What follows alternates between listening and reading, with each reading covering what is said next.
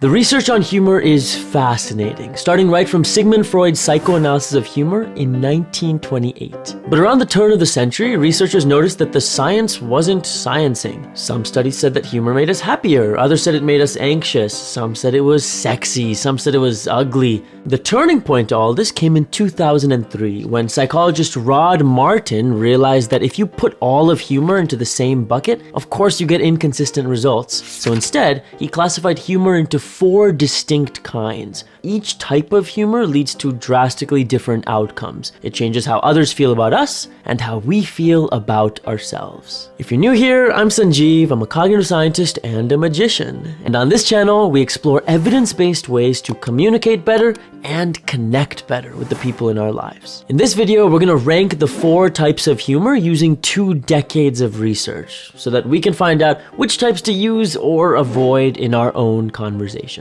Number 4, and the worst on our list, aggressive humor. Dr. Martin defines this as humor in which the self is enhanced by diminishing others. It relates to the use of sarcasm, ridicule, put-downs. Think of stand-up comedians who roast. One of my favorites is Andrew Schulz. Appreciate you getting dressed up here, dude. Wow, bro, you dress like Flint water. Now, obviously, Andrew does this on stage within the constraints of theater.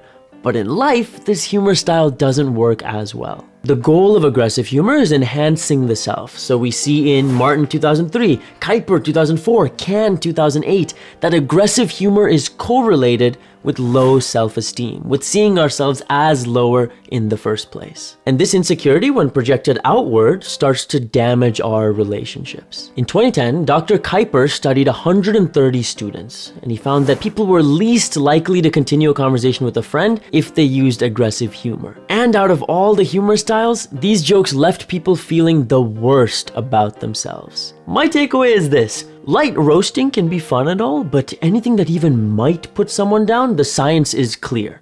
It's just not okay. Number 3, self-defeating humor. Dr. Martin defines this as humor that makes other people feel good at our expense. And they go, "You're a little fat girl, aren't you?" And I go, "No." And they go, "Say it." And I go, "I'm a little fat girl." Dr. Martin and Dr. Kuiper point out that this can be a form of defensive denial, hiding our negative feelings, kind of putting ourselves down before anyone else gets a chance, you know? And man, I get that. In 2014, I moved from India to the United States for high school, and my classmates would make these innocent jokes about the culture shock.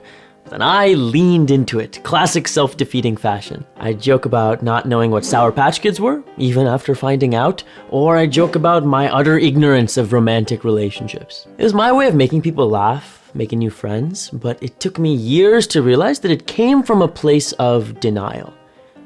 Denial of my cross-cultural insecurities, and denial of how lonely I felt. And according to the research, it's not just me. In 2010, researchers from Vienna found that self-defeating humor had strong positive correlations with depression and anxiety, suggesting that people who used this humor style were often going through psychological distress. And to hide that distress, every self-defeating joke becomes another coat of paint on the mask, until we can't see ourselves anymore.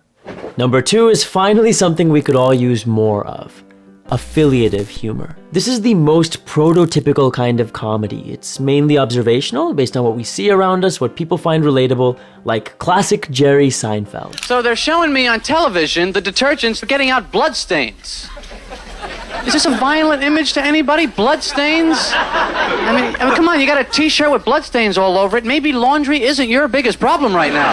What makes this humor type stand out is that it doesn't target the self or other people. And Dr. Martin points out that this facilitates relationships, reduces interpersonal tensions by creating this we all in this together type vibe. And as a result, it's also the best type of humor for our productivity. Researchers in Belgium found that the use of affiliative humor correlated with lower burnout and more work engagement, helping people do more of the work they wanted and be happier while doing it. This is the easiest type of humor for us to use in our conversations because it's about the world. It's not about anyone, so it's for everyone.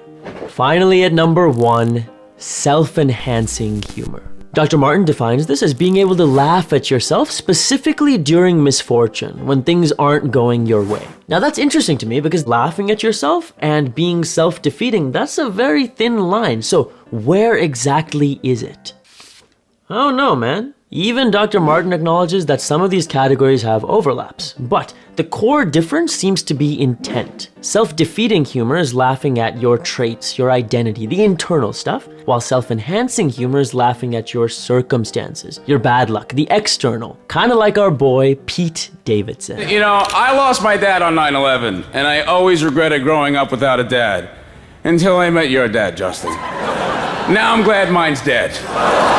That's an extreme example, but there's a reason this is also called coping humor. It helps us cope with these traumatic events in healthier ways, and it makes us tougher. In 2014, Dr. Kan found that while humor in general has its benefits, self-enhancing humor is the only type that reliably increases resilience. But there's more, because in classic Pete Davidson style, this humor is also the most attractive. This is nuts. Researchers from Michigan had almost 1,200 participants rate the romantic desirability of people with different humor styles. And people with self-enhancing humor rated highest on status, warmth, attractiveness, overall mate value, literally every indicator.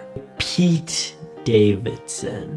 These types of humor form one part of enjoying a conversation. So if you want to learn about the other things that make a conversation fun, check out this video for all the research about that.